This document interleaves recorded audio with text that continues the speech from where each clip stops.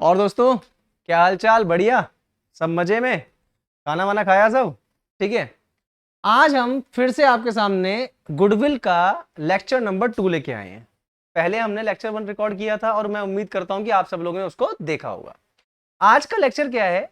आज हम लोग बात करेंगे किसके बारे में? गुडविल के ही लेक्चर नंबर 2 के बारे में। लेकिन ये चैप्टर समझने से पहले आपको प्रीवियस वीडियो देखना पड़ेगा। लेकिन एक बात बताओ, पढ़ाई को लेकर लगता है सीरियस नहीं हो? अरे मैं तरुण सर, हम इतने सीरियस हैं पढ़ाई को लेके। ठीक है, हम लोग आपके लिए लेक्चर्स रिकॉर्ड कर रहे हैं, हम टाइम मैनेज कर रहे हैं, हम बैचेस की क्लासेस को मैनेज कर रहे हैं, यहां भी आ रहे हैं। आपको क्या करना है? अरे आपको एनरोल ही तो करना है। क्या करना है? एनरोल करना है ना। क्योंकि एनरोल करने से बेनिफिट क्या होगा बताओ? मुझे तो लगता नहीं मुझे बताने की जरूरत है। एनरोल करने से बेनिफिट ये होगा कि आपको एक तो क्वालिटी एजुकेशन मिलेगा, स्ट्रक्चर्ड स्टडी मटेरियल मिलेगा जो कि आपको अच्छी परसेंटेज दिलवाने में मदद करेगा। और नाम किसका होगा? आपका। अच्छे नंबर आएंगे आपके। लेकिन करना क्या है? आपको करना क्या है? आपको एनरोल करना है। और देखो अभी डिस्काउंट चल रहा है, फ्लैट 2000 रुपीज का डिस्काउंट चल रहा है। ठीक है। एनरोल करने के लिए क्या करना पड़ेगा? आपको हमें कॉल करना पड़ेगा। किस नंबर पे कॉल करना पड़ेगा? 8700456335। इस नंबर पे आपको हमसे कांटेक्ट करना पड़ेगा और अपने आप को एनरोल कराओ यार। ठीक है, मैं हूं, तरुण सर हैं, नवीन सर है, सब वीडियोस वगैरह बना रहे हैं, आपको लेक्चर्स वगैरह मिल रहे हैं। तो बिना टाइम वेस्ट करे अब लेक्चर स्टार्ट करते हैं और हमें इस नंबर पे कांटेक्ट करो, कॉल करो। ठीक है, चलिए स्टार्ट करते हैं। तो आज का टॉपिक स्टार्ट करते हैं। आज का टॉपिक, लेकिन फिर भी मेरा काम क्या है कि मैं आपको एक बार क्लियर जरूर करूंगा। मैं आपको जरूर बताऊंगा कि हमने लास्ट टाइम क्या क्या पढ़ा था। देखो बेटा, हम लोगों का जो चैप्टर था वो क्या था? टीएस गरेवाल का अकाउंटेंसी का चैप्टर है goodwill, nature and valuation. Nature and valuation. बेटा गुडविल का मतलब होता है रेपुटेशन। गुडविल का मतलब होता है रेपुटेशन। देखो डीप में नहीं जाऊंगा, डिटेल में मैं बिल्कुल नहीं जाऊंगा, क्योंकि अगर मैं हर लेक्चर में ही इसी का इंट्रोडक्शन देता रहा तो मुझे तो लगता नहीं मैं आगे बढ़ पाऊंगा। तो गुडविल का मतलब क्या होता है? रेपुटेशन की मार्केट में आपके बिजनेस की क्या रेपुटेशन है। बात समझ आ गई? उसके बाद फिर मैंने आप लोगों को समझाया था कि goodwill works like a magnet. Goodwill बिल्कुल एक मैग्नेट की तरह काम करता है। गुडविल एकदम मैग्नेट की तरह काम करता है जो कस्टमर्स को आपके बिजनेस की तरफ अट्रैक्ट करता है। ठीक है, तो दिख रहा है यहां पर बिजनेस की तरफ अट्रैक्ट हो रहे हैं। उसके बाद फिर मैंने आपको बताया था सिंपल भाषा में कि जब एक बिजनेस को काफी साल, मतलब बहुत टाइम हो जाता है, काफी समय हो जाता है एक बिजनेस को स्टैब्लिश हुए, तो ऐसे में क्या होता है कि वो अपने कई सारे बिजनेस कनेक्शंस बना लेते हैं और कहीं ना कहीं उनको एक्स्ट्रा प्रॉफिट भी अर्न होने लगता है। इसके बारे में हमने बात करी थी। फिर बेटा हमने फैक्टर अफेक्टिंग की बात करी थी कि वो कौन कौन से फैक्टर्स हैं जिससे हमारी गुडविल मार्केट में क्रिएट होती है, हमें क्या करना पड़ता है। तो मैं उम्मीद करता हूं कि आप लोगों ने इस सबको पढ़ लिया होगा। अब आगे चलते हैं हम लोग आज के टॉपिक पे। वैसे तो मैंने लास्ट क्लास में भी ये टॉपिक पढ़ा दिया था, लेकिन मेरे कुछ बच्चों ने मुझे मैसेज, मतलब कमेंट किया, मुझे बोला कि सर जरा यहीं से एक बार दोबारा पढ़ा दो कि ये गुडविल का जो क्लासिफिकेशन वाला कॉन्सेप्ट है वो समझ नहीं आया था। तो ऐसे ही अगर आप लोगों को कोई दिक्कत हो तो आप हमें कमेंट्स कर सकते हैं। ठीक है बेटा, as per the accounting standard, as per the accounting standard, मैंने आपको बोला था जैसे हमारा कॉन्स्टिट्यूशन है, हमारा कॉन्स्टिट्यूशन है जिसमें ये बात लिखी हुई है, रूल्स रेगुलेशन लिखे हुए हैं कि कोई काम कैसे करना चाहिए, ऐसे ही अकाउंटिंग स्टैंडर्ड भी अकाउंट का एक संविधान ही है बेटा, जहां पर हम लोगों को एक रूल्स रेगुलेशन नाम की, गाइडलाइंस नाम की चीज दी हुई है कि हम किसी भी चीज को अकाउंटेंसी में कैसे डील करेंगे। बात समझ आ गई? तो यहां पर क्या लिखा हुआ है कि as per the accounting standard 26 goodwill is classified into two types. Goodwill दो तरह की होती है बेटा, एक होती है परचेज गुडविल और दूसरी होती है सेल्फ जनरेटेड गुडविल। एक होती है परचेज गुडविल, दूसरी होती है सेल्फ जनरेटेड गुडविल। तो आज हम दोबारा से पहले यहीं पे बात करेंगे कि क्या होता है परचेज गुडविल, यहीं पे बात करेंगे हम लोग। ठीक है, चलिए बिना टाइम वेस्ट करे हम यहीं से स्टार्ट करते हैं। और भी बात सुनो, नोटबुक और पेन लेके बैठा करो। ठीक है, और पढ़ाते समय पढ़ाने में ध्यान रखा करो। कमेंट्स आप लोगों को बाद में करने, क्योंकि देखो अगर आप अभी कमेंट करोगे तो मुझे मजबूरन फिर आपकी कमेंट पे ध्यान में दे नहीं पाऊंगा। ठीक है, तो क्लासेस होने के बाद ही कमेंट आपको करना है। ठीक, चलिए स्टार्ट करते हैं। देखिए बेटा, क्या टॉपिक का नाम है? टॉपिक का नाम है परचेज गुडविल। अरे परचेज का मतलब क्या होता है? खरीदना, खरीदी, खरीदी गई गुडविल, खरीदी गई गुडविल। गुडविल का मतलब गुड नेम, गुडविल का मतलब रेपुटेशन, एक ऐसी रेपुटेशन जो मैंने खरीदी है। नहीं समझ आया तो एक बार इसको हम दोबारा से क्लियर कर लेते हैं। देखो नहीं समझ आया, यहां पे क्या मतलब है, पहले एक स्टेटमेंट को समझेंगे, फिर मैं आपको एक एग्जांपल दूंगा, फिर मैं आपको क्वेश्चन भी करवाऊंगा ताकि आपका कॉन्सेप्ट क्लियर। बेटा एक बात ध्यान रखना, when a business is purchased, जब कोई बिजनेस खरीदा जाता है, जब हम किसी बिजनेस को खरीदते हैं, purchase consideration is more than the value of net asset. जब हम किसी बिजनेस को परचेज करते हैं और हमारे परचेज कंसिडरेशन की वैल्यू, परचेज कंसिडरेशन की वैल्यू नेट एसेट की वैल्यू से ज्यादा होती है। क्या लिखा हुआ है कि अगर हमारे परचेज कंसिडरेशन की value more than the value of net asset, net asset कैसे निकलती है, एसेट्स में से लायबिलिटी को माइनस करके, तो the difference amount is called as purchase goodwill. कि अगर मैंने किसी बिजनेस को खरीदा और अगर मेरे परचेज कंसिडरेशन की वैल्यू नेट एसेट की वैल्यू से ज्यादा है, तो उस डिफरेंस अमाउंट को हम लोग क्या बोलते हैं, परचेज गुडविल बोलते हैं। मैं उम्मीद करता हूं कि आपको यह बात समझ आ गई है, लेकिन मैं आज एग्जांपल लाया हूं, मैं आपको एग्जांपल समझाऊंगा, ठीक है। बट करना क्या है, यहीं बने रहना है, ध्यान से सुननी है एक एक बात को, ठीक है। अच्छा दो बातें ध्यान रखना, दो बातें बिल्कुल ध्यान रखना जो एग्जाम के लिए इंपॉर्टेंट है। बेटा परचेज गुडविल को बैलेंस शीट की एसेट साइड में शो किया जाता है, क्योंकि हम इसके लिए कंसिडरेशन मतलब कि अमाउंट, पैसा, परचेज कंसिडरेशन का मतलब एक ऐसा प्राइस जिसमें कोई चीज कितने रुपए की खरीदी गई है या कितनी कीमत है। तो मैंने क्या बोला कि परचेज गुडविल को हम शो करते हैं बैलेंस शीट की एसेट साइड में। सबसे पहले बात ध्यान रखना कि परचेज गुडविल अगर होगी तो उसको हम बैलेंस शीट की एसेट साइड में रिकॉर्ड करते हैं। And as per the accounting standard number 10 provide that only purchase goodwill should be shown in the books of account। और as per accounting standard number 10 हमें यह कहता है कि परचेज गुडविल को बुक्स ऑफ अकाउंट में रिकॉर्ड किया जाता है। इतनी बात समझ आ गई, मैं उम्मीद करता हूं यहां तक कोई दिक्कत नहीं है। और देखो ये बात मैंने बड़े बड़े अक्षरों में नोट में भी लिखी हुई है, देखो ध्यान रखना।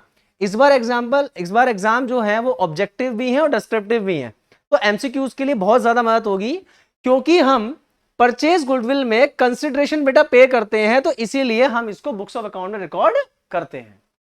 यहां तक मुझे पता है आपको समझ आ गया है। एक बार मैं आपको एग्जांपल देता हूं, मैं एक बार आपको एग्जांपल देता हूं, ठीक है। चलिए एग्जांपल देखते हैं। बस ये बात ध्यान रखना, परचेज गुडविल का मतलब एक ऐसी गुडविल जो हमने खरीदी है, जो हमने परचेज करी है, ठीक है। एक एग्जांपल लेते हैं, एक एग्जांपल लेते हैं। देखिए बेटा एक एग्जांपल लेते हैं। आपको याद होगा कि लास्ट क्लास में मैंने ये एग्जांपल लिया था, बात समझो बेटा। ये हमारी क्लासेस हैं, ये हमारी क्लासेस हैं Neel Kamal coaching classes, that is NKC classes. अब बात समझो, अगर एनकेसी क्लासेस ने किसी एकेसी क्लासेस का बिजनेस परचेज कर लिया, तो वहां पे क्या डेफिनेशन थी, वहां पे डेफिनेशन थी कि जब किसी बिजनेस को परचेज किया जाता है, तो यहां पर क्या हो रहा है कि एनकेसी लिमिटेड एकेसी लिमिटेड को बिजनेस को परचेज कर रही है।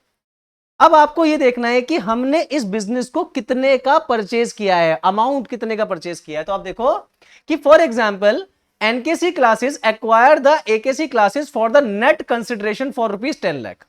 इसका मतलब परचेज कंसिडरेशन कितना है बेटा, परचेज कंसिडरेशन कितना है बेटा, इसका है 10 लाख रुपीस, 10 लाख रुपीस। अब जब मैंने एकेसी लिमिटेड का बिजनेस परचेज किया है, तो बेटा उसकी एसेट्स को भी मैंने एक्वायर किया होगा, उसकी लायबिलिटी को भी मैंने टेकन ओवर किया होगा। तो हमने ये देखा कि जब हमने इस बिजनेस को परचेज कर लिया, तो यहां पर मुझे एसेट कितने की मिली, 20 लाख रुपीस की, और मैं लायबिलिटी कितने की टेकन ओवर करी है, 12 लाख की। तो डेफिनेशन क्या थी कि जब हम किसी बिजनेस को परचेज करते हैं, when the goodwill is purchase, और हमारा परचेज कंसिडरेशन की वैल्यू अगर नेट एसेट की वैल्यू से मोर देन ज्यादा होगी, तो उस डिफरेंस अमाउंट जो आएगा उसको हम लोग गुडविल बोलेंगे। अब बात समझते हैं क्या मतलब है भाई। आप एक चीज देखो, मुझे निकालना है नेट एसेट, मुझे निकालनी है नेट एसेट। अब क्योंकि मैंने रूल में लिख दिया था नेट एसेट कैसे निकलता है, आप एसेट्स में से लायबिलिटी इसको माइनस कर दो, आप एसेट्स में से लायबिलिटी को माइनस कर दो, तो आपके नेट एसेट की वैल्यू आ जाएगी, आपके नेट एसेट की वैल्यू आ जाएगी। अब मैंने एसेट कितने की ली है बेटा, साफ सीधी बात है 20 लाख रुपए लिखा हुआ है यहां पर। लायबिलिटी कितने की है, लायबिलिटी बेटा 12 लाख रुपीस की है। तो जो डिफरेंस आ गया वो आ गया 8 लाख रुपीस का। तो आप चेक कर लो कि बिजनेस मैंने खरीदा कितने का, 10 लाख का। असल में नेट एसेट कितनी अवेलेबल हुई है मुझे, 8 लाख रुपए की। अब आपको एक बात सिर्फ ऐसे समझनी है, आपको एक छोटी सी बात सिर्फ ऐसे समझनी है बेटा, एक मिनट जरा, कि भाई मैंने ये बिजनेस में मुझे एसेट कितने की मिल रही है, आप सिर्फ एक रफली समझ लो। अभी आप सिर्फ एक रफली समझ लो कि मैंने किसी का बिजनेस खरीदा तो उसमें नेट एसेट कितने की मिली, 8 लाख रुपए की।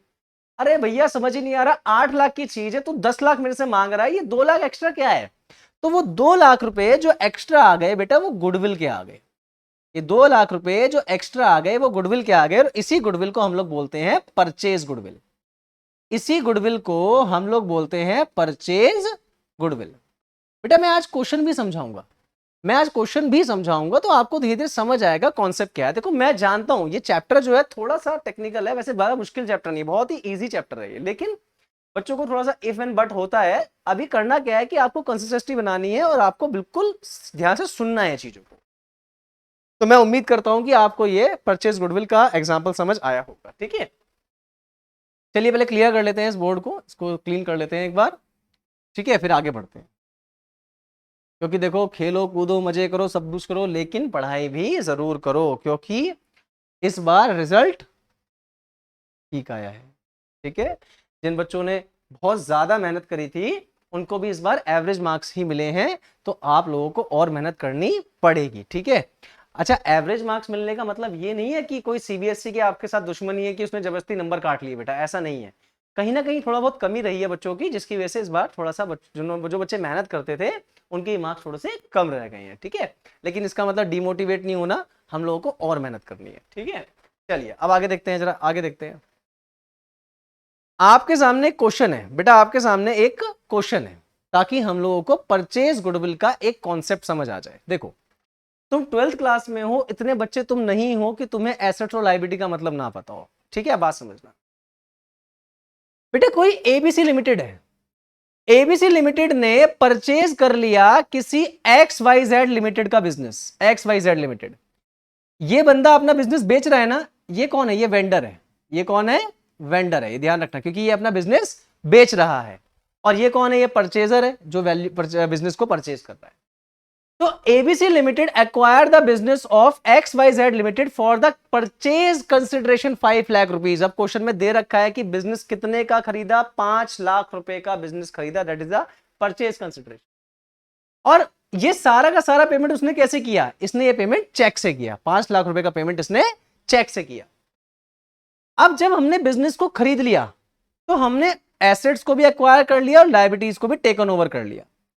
बेटा 10,000 का फर्नीचर मिला बिजनेस जब मैंने खरीदा, इन्वेंट्री मुझे 7.5 लाख की मिली है, डेटर्स मेरे को 1.5 लाख के मिले हैं, एंड एज वेल एज मुझे लायबिलिटीज भी मिली हैं। क्रेडिटर 5,20,000 के हैं, सैलरी पेबल है, अभी भी सैलरी देनी बाकी है, आउटस्टैंडिंग सैलरी है 75,000 की, और आउटस्टैंडिंग एक्सपेंसेस भी 15,000 के दिए हुए हैं। तो एंट्री क्या है, आपको क्या करना है, जर्नल एंट्री करनी है। आप लोगों को एक छोटा सा काम क्या करना है, क्योंकि मैं इस क्वेश्चन का आंसर अगली स्लाइड पे कराऊंगा, या तो आप इसका स्क्रीनशॉट ले लो या इस क्वेश्चन को आप लिख लो। मैं 2 मिनट के लिए आपके लिए साइड हो जाता हूं, फिर मैं इस क्वेश्चन का आंसर कराऊंगा, क्योंकि मैं स्लाइड्स को चेंज करता रहूंगा। ठीक है, चलिए एक बार फटाफट से आप इसको लिख लो या स्क्रीनशॉट ले लो।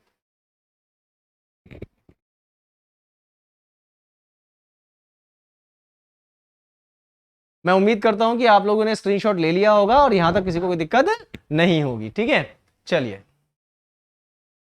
अब हम इस क्वेश्चन का आंसर समझेंगे। पहले देखिए, जर्नल का फॉर्मेट सबको आता ही है बनाना, ठीक है। हाँ, और यार एक बड़ा बड़ा अजीब सा सवाल होता है बच्चों के दिमाग में, सर मैं अगर फॉर्मेट ही बना के आ जाऊं तो मुझे कितने नंबर मिल जाएंगे? बेटा मिल जाएगा आधा नंबर। क्या करोगे? ये जो सवाल है ना कि सर अगर मैं फॉर्मेट डी बना के आ जाऊं तो, यार ये इस तरह का बेतुका सवाल मत किया करो, ठीक है। इसका कोई जवाब नहीं है। आपको अगर क्वेश्चन पूछा है सीबीएसई ने तो आपको प्रॉपर आंसर देना पड़ेगा। जी मैं तो सिर्फ फॉर्मेट बना के आया हूं तो भैया कुछ नहीं होगा, ठीक है, इसका कोई समाधान नहीं है, ठीक, पढ़ना पड़ेगा, ठीक। तो मेरी रिक्वेस्ट है कि कमेंट्स में भी ना इस तरह का सवाल ना पूछे कि सर अगर मैं फॉर्मेट बना के आऊं तो मेरे को कितने मार्क्स मिलेंगे, इस तरह का सवाल ना करें, ठीक है। चलिए तो हम लोग इसके आंसर पे आते हैं बेटा, इसके आंसर पे आते हैं हम क्या कर रहे हैं, क्योंकि बिजनेस एबीसी लिमिटेड ने खरीदा है तो एबीसी लिमिटेड इसकी जर्नल एंट्री कर रहा है, बात समझना। ये जर्नल का फॉर्मेट है, date particular, LF credit, credit, ये आपको पता है, 11th क्लास में तुम लोगों ने भर भर के पढ़ रखा है। बेटा एंट्री होती है, मैं एक रफली बना रहा हूं, एंट्री होती है assets account debit, assets account debit to liabilities to vendor, ठीक है, टू वेंडर मतलब जिससे हमने बिजनेस कितने का खरीदा है, इसका ध्यान रखना। तो सारी एसेट, जितनी भी एसेट है उसको डेबिट कर देंगे, लायबिलिटी को क्रेडिट कर देंगे और वेंडर को भी क्रेडिट हम कर देंगे क्योंकि वो पेबल है, पैसा देना है उसको। तो सारी एसेट्स का मतलब जो जो एसेट आपको दी हुई है वो सब आपको लिखना है, वो सभी एसेट्स को आपको लिखना है। चलिए एंट्री नंबर 1, एंट्री नंबर 1, चलिए एक बार देख लेते हैं हम पे क्या क्या है बेटा। हम पे एक मिनट जरा, फर्नीचर हमारे पास 10,000 का है, इन्वेंट्री 7.5 लाख का है और डेटर्स 1.5 लाख के। तो सारी एसेट्स को डेबिट करना है, सारी की सारी एसेट्स को डेबिट करना है। चलिए एंट्री नंबर 1 क्या करना है, furniture account debit, furniture account debit, furniture account debit. उसके बाद शायद इन्वेंट्री है, फिर inventory account debit, inventory account debit क्योंकि सारी की सारी एसेट्स को डेबिट करना है। उसके बाद क्या है हमारे पास, उसके बाद हमारे पास क्या है बेटा, उसके बाद हमारे पास डेटर्स हैं 1.5 लाख रुपए के, उसके बाद हमारे पास डेटर हैं 1.5 लाख रुपए के, ठीक है। तो हमें क्या करना है, हमें डेटर्स लिखने हैं यहां पर, डेटर्स अकाउंट डेबिट, ठीक है। तो मैंने क्या करा, मैंने सारी एसेट को डेबिट कर लिया। टू लायबिलिटी, मुझे याद है क्वेश्चन में अभी हमने पढ़ा था क्या क्या दिया है, creditors, to creditors, to salary payable, salaries payable, to outstanding expenses है ना, आउटस्टैंडिंग एक्सपेंसेस है। तो ध्यान रखना जो मैंने अभी अभी आपको बताया था आउटस्टैंडिंग एक्सपेंसेस है, सॉरी एक्सपेंसेस हैं, ये गलत हो गया है ना बेटा, ये गलत हो गया, ये आउटस्टैंडिंग एक्सपेंसेस है, ठीक, आउटस्टैंडिंग एक्सपेंसेस है ये, एक्सपेंसेस, ठीक है। तो क्या देखा, देखो मैंने क्या पढ़ाया कि assets account debit, assets account debit to liability, to ये सारी की सारी क्या है, ये लायबिलिटीज है, ये सारी की सारी क्या है, लायबिलिटीज है। To vendor, to vendor, vendor का नाम क्या है, XYZ लिमिटेड, XYZ लिमिटेड। इतनी बात समझ आ गई कि asset account debit to liability to vendor. अब यहां पे समझना कि परचेज गुडविल का क्या मतलब है, यहां समझना कि मैंने क्या बोला, जब हम किसी का बिजनेस परचेज कर लेते हैं तो हमने कितनी एसेट ली, कितनी लायबिलिटी लिया, उसके डिफरेंस के बाद हमने कितना पैसा उसको पे किया। अगर एक्स्ट्रा पैसा पे किया है तो गुडविल है, कम पैसा पे किया है नेट वैल्यू से तो वो कैपिटल रिजर्व कहलाता है, ठीक है। तो अब समझते हैं इसका अमाउंट कितना कितना दिया हुआ है, ठीक। चलिए मुझे स्लाइड चेंज करनी पड़ रही है, कंफ्यूज मत होना। 10,000, 7.5 लाख, 1.5 लाख। तो बेटा ये है हमारे पास कितना, 10,000, 7.5 लाख और डेटर्स हैं 1.5 लाख के, डेटर्स हैं 1.5 लाख के, डेटर्स हैं 1.5 लाख के, ठीक है। डेटर्स हैं हमारे पास 1.5 लाख रुपए। ये बहुत ही मतलब तुच्छ सा क्वेश्चन है, ज्यादा हार्ड नहीं है लेकिन फिर भी कॉन्सेप्ट को क्लियर करने के लिए, ठीक है। उसके बाद बेटा हमारे पास क्रेडिटर्स कितने के हैं वो पढ़ लेते हैं, हम लोग पढ़ लेते हैं। क्रेडिटर है हमारे पास 5,20,000 के, सैलरी पेबल है 75,000 का, 15,000, 5, 20, 75, 15, ठीक है, 5, 20, 75, 15, ये याद रखेंगे हम लोग, ठीक है। तो देखो बेटा जरा एक बार, तो 5, 20 के क्रेडिटर हैं और 75,000 का सैलरी पेबल है और आउटस्टैंडिंग एक्सपेंसेस है 15,000 से, आउटस्टैंडिंग एक्सपेंसेस है हमारे पास 15,000 से, ठीक है। अब हम लोग देखेंगे कि आगे क्या है, वेंडर, वेंडर हमने बिजनेस कितने का खरीदा है, हमने बिजनेस खरीदा है 5 लाख रुपए का, तो to vendor, to vendor 5 lakh का। अब आप चेक करो, अब आप चेक करो फटाफट से, मैं फटाफट से कैलकुलेटर का यूज करके जल्दी से कर लूंगा, ठीक है, आप लोग भी कर सकते हैं, ठीक है। आप पहले इनका टोटल निकालो, इनका तीनों का, कि 10,000 और 7.5 और ये कितना हो गया, देखो कि ये कितना हो गया, 7.5 और 1.5 कितना हो गया, 9, ठीक है, 9,000, ये 9 लाख हो गया, ये हो गया 9,10,000। चेक कर लेते हैं यहाँ पर भाई डेबिट साइड का टोटल, डेबिट साइड कितना हो गया, डेबिट साइड हो गई हमारे पास 9,10,000, हम पे डेबिट साइड हो गई 9,10,000, ठीक है, 9,10,000। 10,000। और क्रेडिट साइड कितनी हो रही है, क्रेडिट 5, 590 कर लेते हैं ना, रफली कर लेते हैं हम, देखो ऐसे कितना है 590 भैया, 590 हो गया तीनों, 590 प्लस 5 20 कितना हो गया, 0 0 0 0 1 और ये हो गया 11, तो ये हो गया 11,000, 11,10,000, ये कितना हो गया 11,10,000। अब मोटा मोटा कितना डिफरेंस आ रहा है, पूरे 2 लाख रुपए का डिफरेंस आ रहा है, पूरे 2 लाख का। तो आप देख पा रहे हो कि क्रेडिट साइड बड़ी है, डेबिट साइड छोटी है। तो मैंने क्या बोला कि अगर हमारा परचेज कंसिडरेशन नेट एसेट की वैल्यू से ज्यादा होता है, डिफरेंस ज्यादा होता है, तो उसको हम लोग परचेज गुडविल बोलते हैं। तो जो 2 लाख रुपए, तो जो ये 2 लाख रुपए एक्स्ट्रा हमने दिया है, ये हमारा परचेज गुडविल है। ठीक है, चलिए तो मैं क्या करूंगा, मैं यहां पर रेड मार्कर का यूज कर लेता हूं। ठीक है, तो यहां मैं लिखूंगा गुडविल। तो ये डिफरेंस अमाउंट जो आ गया, मैं यहां लिख रहा हूं बैलेंसिंग फिगर। तो ये कितना आ गया हमारा बेटा, 2 लाख रुपीस। तो ये जो 2 लाख रुपए हमने एक्स्ट्रा दिए, ये है परचेज गुडविल, ये गुडविल खरीदी हुई गुडविल है, इसको हम लोग परचेज गुडविल बोलते हैं। तो ये पहली एंट्री हो गई हमारी, ये फर्स्ट एंट्री हो गई। अब हमें करनी है सेकंड एंट्री, अब हमें करनी है सेकंड एंट्री।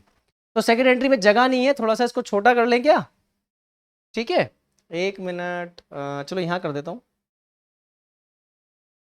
थोड़ा सा स्पेस कवर हो गया है, मैं बोल भी रहा हूं तो ताकि आपको कंफ्यूजन ना हो। पहली एंट्री होती है asset account debit to liability to vendor.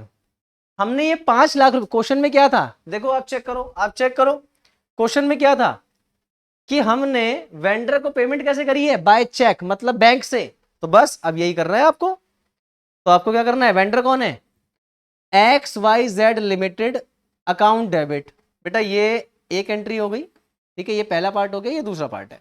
तो XYZ account debit to bank, to bank, और ये पेमेंट हमने कितने का कर दिया, 5 लाख का पेमेंट हमने कर दिया, 5 लाख का पेमेंट हमने कर दिया।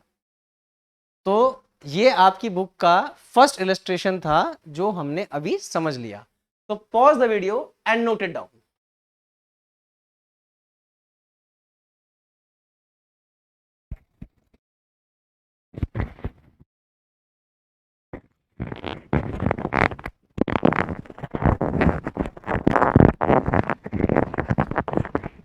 तो मैं आशा करता हूं कि आप सभी को यहां तक पॉइंट समझ आ गया है। अब हम चलते हैं आगे, ठीक है, अब हम आगे चलते हैं। ठीक, मैं इस बोर्ड को क्लीन कर रहा हूं, ठीक है, तो उम्मीद है सबने लिख लिया होगा।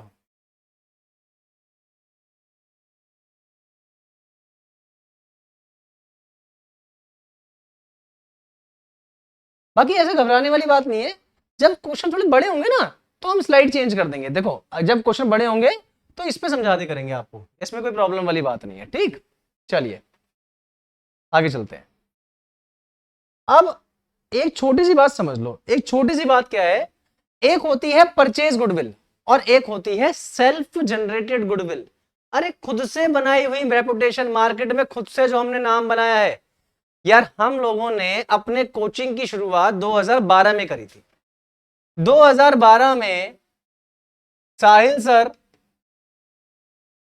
और तरुण सर, हम दोनों ने इस कोचिंग की शुरुआत करी थी बेटा। इन 12 सालों में हमने जितनी मेहनत करी, लोगों के सामने हमने फेस, मतलब लोगों के सामने हम आए, हमने बच्चों को पढ़ाया, रिजल्ट बहुत अच्छे आए। आज तो मेरे पे टाइम कम है, वरना कल जो हमारा 10th और 12th का रिजल्ट आया है बच्चों, मैं बहुत ही तारीफ करता हूं अपने बच्चों की कि हमारे यहाँ पढ़ने वाले सभी बच्चों ने, जितने भी बच्चे हैं भाई, देखो कुछ बच्चे बहुत अच्छे पढ़ते हैं, कुछ बच्चे एवरेज पढ़ते हैं, तो 10th और 12th के सभी बच्चों ने 85% से भी ऊपर स्कोर किया है। तो मैं उनको दिल से शुक्रिया करता हूं, दिल से कॉन्ग्रेचुलेशन करता हूं कि बहुत बढ़िया है, आगे लाइफ में से तरक्की करते रहो।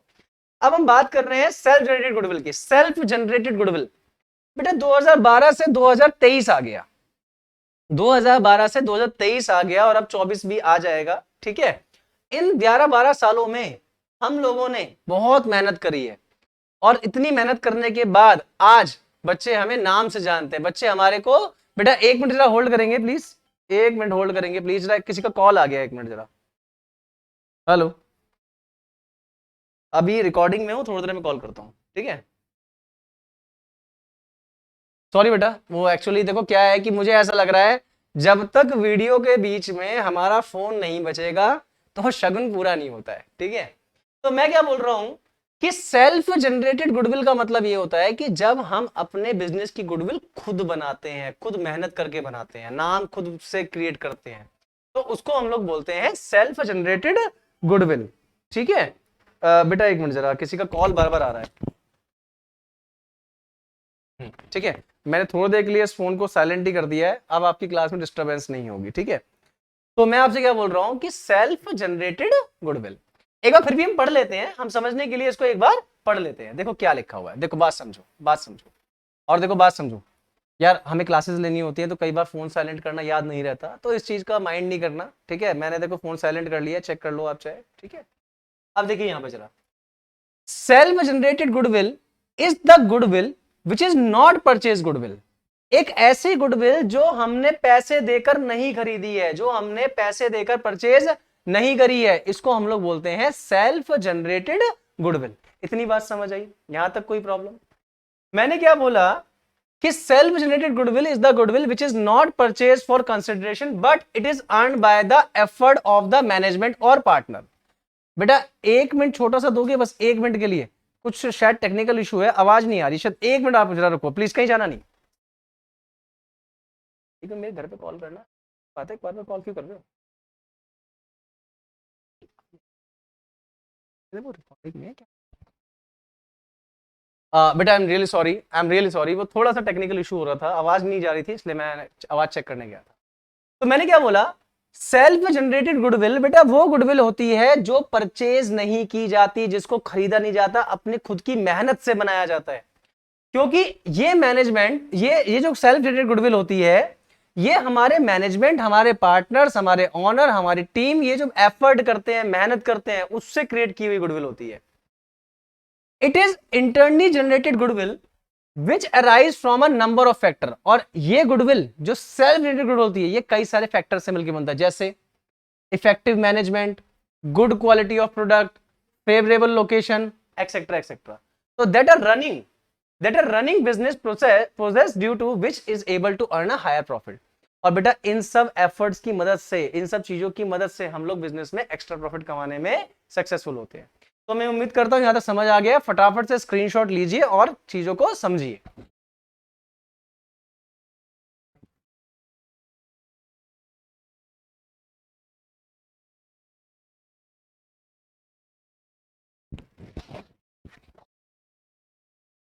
तो मैं उम्मीद करता हूं कि यहां तक आप लोगों ने लिख लिया होगा। अब हम चलते हैं आगे, और देखो मेरी बात समझो, सेल्फ जनरेटेड गुडविल ज्यादा मुश्किल नहीं है, आपको इतनी बात ध्यान रखनी है, एक ऐसी गुडविल जो हमने अपनी खुद की मेहनत से, अपनी मेहनत करके, एफर्ट लगा के, पास्ट में एफर्ट लगा लगा के हमने कमाई है, उसको बोलते हैं सेल्फ जनरेटेड गुडविल।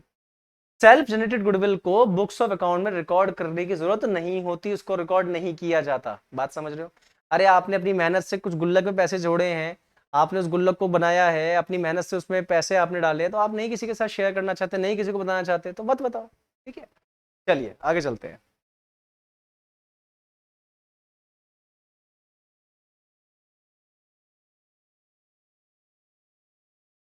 चलिए बेटा, अब हम बात करेंगे, अब हमारा अगला जो इंपॉर्टेंट टॉपिक है, जो यहां से हमारे को क्वेश्चंस की तरफ लेके जाएगा, ठीक है। यहां से हमारा प्रैक्टिकल पार्ट स्टार्ट होगा।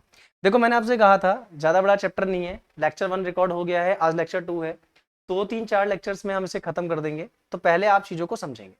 देखो बेटा, method of valuation of goodwill, हमें अपने गुडविल की वैल्यू करने के लिए किन मेथड्स का यूज करना है, आज हम इसकी बात करेंगे।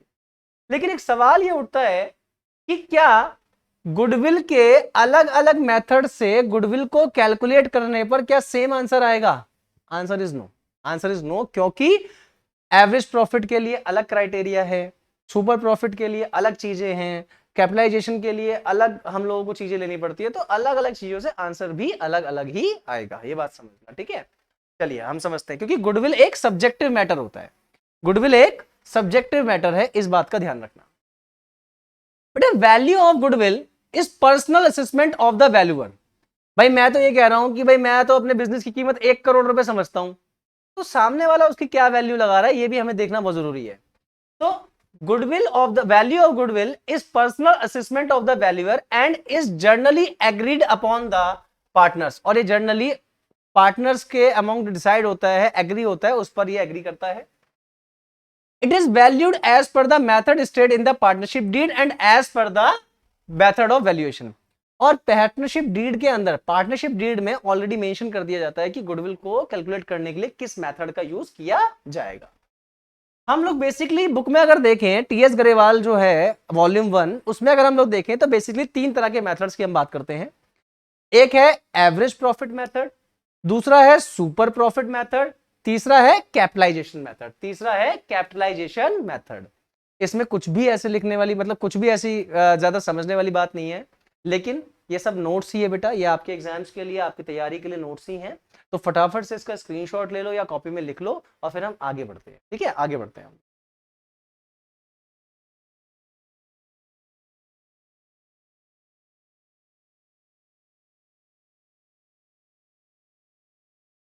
चलिए चलिए, अब बस देखिए जरा, मैं आज स्टार्ट करूंगा, ये हमारा आज की लास्ट टॉपिक है, आज हम यहीं पर समझेंगे, लेकिन समझोगे बात को क्या है। टॉपिक क्या है? Average profit method. Average profit method is one of the simplest method to calculate the value goodwill. Calculate the goodwill. Goodwill को कैलकुलेट करने के लिए सबसे आसान और सबसे इजीएस्ट मेथड कौन सा है? Average profit method. Average profit method. Average profit method को हम नेक्स्ट क्लास में भी बड़ा डिटेल में स्टार्ट करेंगे, लेकिन आज सिर्फ आपको ये जो लिखा हुआ है ये समझना है, क्योंकि नेक्स्ट क्लास में, नेक्स्ट लेक्चर में मैं इसके ऊपर पहले एक एग्जांपल दूंगा, फिर मैं आपके साथ क्वेश्चन को डील करूंगा ताकि आपको कॉन्सेप्ट अच्छे से समझ आए। क्योंकि वीडियो जब बहुत लंबा हो जाता है तो मैंने देखा है बच्चे अक्सर बोर हो जाते हैं, क्योंकि कैरी मेंटालिटी तो हम है नहीं, बता तेरी, समझ गए ना? तो बच्चों को इंटरेस्ट खत्म हो जाता है। बच्चों को इंटरेस्ट जगाने के लिए आज मैं आपको इतना ही समझाऊंगा और नेक्स्ट लेक्चर में फिर मैं आपको मेथड्स पे डील करूंगा। बेटा यहां पे क्या लिखा हुआ है कि goodwill is the value of future estimated profit. Goodwill is the value of future estimated profit that can be earned by the business due to their past effort। अपने पास्ट एफर्ट में, अपने पास्ट में जो हमने efforts लगाए हैं, जो हमने मेहनत करी है, उसी के बेस पर हम अंदाजा लगाते हैं कि हम फ्यूचर में क्या प्रॉफिट कमा सकते हैं, उसी को गुडविल बोलते हैं हम। The future performance depend upon the past performance. Simple सी बात है, हमने पास्ट में, हमने अपने अतीत में किस तरह का बिजनेस में परफॉर्मेंस किया है, उसके बेस पर ही हम अपने फ्यूचर परफॉर्मेंस को डिसाइड कर सकते हैं। बात समझ आ रही है? भाई हमने पिछले साल बच्चों को पढ़ाया, हमारे बच्चों के नंबर बहुत अच्छे आए, अब हमने भी ठान लिया है, मैं हूं, तरुण सर हैं, नवीन सर हैं, हमने ठान लिया है कि हमारे बच्चे भी परफेक्ट 100% देंगे अपने अपने सब्जेक्ट्स में, अकाउंट्स में, इको में 100% मार्क्स आएंगे आप लोगों के। हमने ठान लिया, हमें ये करना है, तो हम अपने पास्ट परफॉर्मेंस के आधार पर ही अब फ्यूचर परफॉर्मेंस पे काम करेंगे। ठीक है, तो ध्यान रखना कि the future performance depend upon the past performance of the business, that is how much profit are likely to occur in the future, कि हम फ्यूचर में क्या प्रॉफिट कमा सकते हैं। अब यहां पे ध्यान रखना बेटा, एवरेज प्रॉफिट के अंदर, मतलब एवरेज प्रॉफिट को भी 2 हिस्सों में बांटा गया है। एक है सिंपल, क्या लिखा हुआ है? सिंपल एवरेज प्रॉफिट मेथड, और दूसरा है वेटेड एवरेज प्रॉफिट मेथड। तो अब सिंपल क्या है या वेटेड क्या है, या सर जो ये रूल लिखा है मैंने अपनी बुक में बहुत देखा है, या सर मुझे ना ये नंबर ऑफ ईयर्स परचेज नहीं समझ आता, मेरी मैडम जो है वो नंबर ऑफ ईयर्स परचेज बोलती रहती है, मेरे को समझ नहीं आता। तो इसके लिए क्या करेंगे? टू बी कंटिन्यू, अगली बार मिलेंगे। ठीक है, देखा नहीं सीरियल्स में आता है। तो क्या करना है आपको? वीडियो को लाइक करना है, शेयर करना है, सब्सक्राइब करना है, और वीडियोस के लिए आपको क्या करना है? अलर्ट रहना है कि अगली वीडियो कितनी जल्दी आने वाला है। वीडियोस को देख लो। Good night, tata, bye bye, शब्बा खैर।